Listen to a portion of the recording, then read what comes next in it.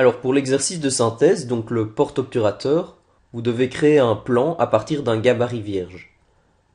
Après avoir ouvert AutoCAD, je vais donc dans l'icône AutoCAD et j'appuie sur Nouveau.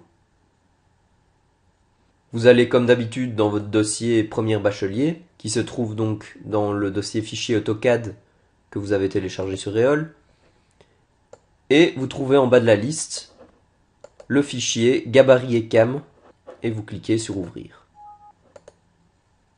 Je dois tout d'abord afficher le cadre qui correspond au format dans lequel je vais travailler. Je vais donc dans la barre d'outils Calque et je viens sélectionner le bon cadre.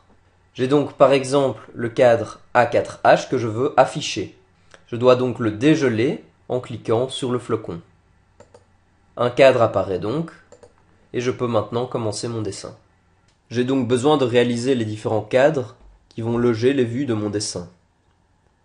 Dans l'énoncé, on me dit de représenter la vue du dessus, la coupe AA, ainsi que la demi-coupe demi-vue BB. J'ai donc 3 cadres à positionner.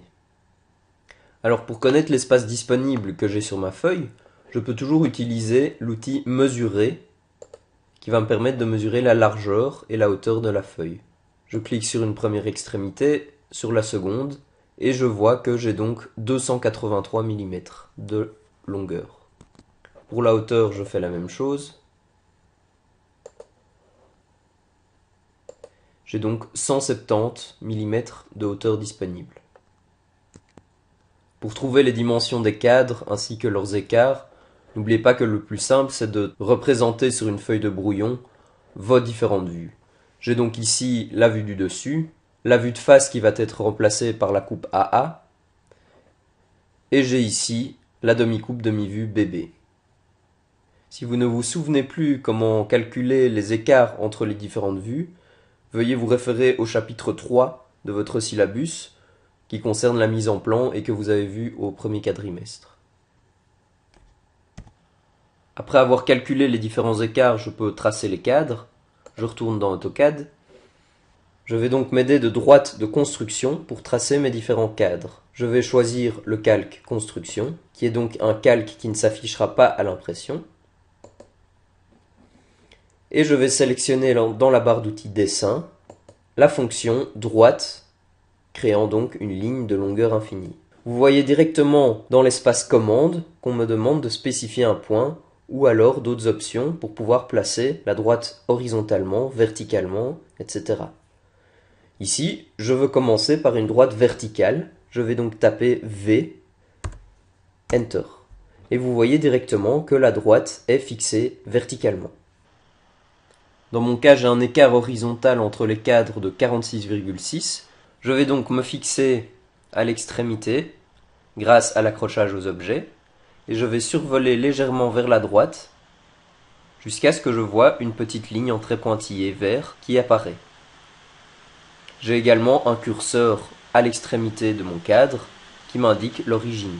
Je peux donc maintenant rentrer la valeur de l'écart à partir de cette origine qui est donc de 51,6.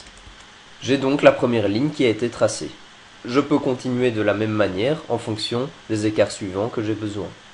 Ici, j'aurai besoin de l'encombrement de ma vue de droite. J'ai donc besoin d'un écart de 54. Et je continue ainsi de suite pour tracer tous mes écarts horizontaux. Pour mes écarts verticaux, c'est la même chose. Je vais venir spécifier la ligne infinie. Et cette fois-ci, je tape au clavier H, Enter, et j'ai donc des droites horizontales qui s'affichent. Je viens donc me fixer à l'extrémité. Je survole et descends légèrement jusqu'à ce qu'une ligne en trait pointillé apparaisse. Et là, je peux rentrer la valeur de mon écart vertical, qui est dans mon cas 14. Je continue.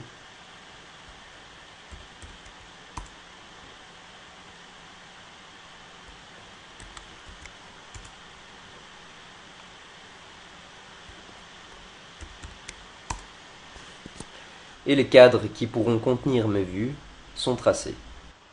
À vous maintenant de réaliser la suite du dessin avec les notions qu'on a déjà vues précédemment. N'oubliez pas que avant d'imprimer, vous devez passer en espace papier en cliquant sur A4H Et ensuite, vous devez insérer un cartouche. Si vous ne vous souvenez pas comment insérer un cartouche ou bien imprimer, vous pouvez toujours aller voir les vidéos de la séance précédente dans le parcours pédagogique précédent.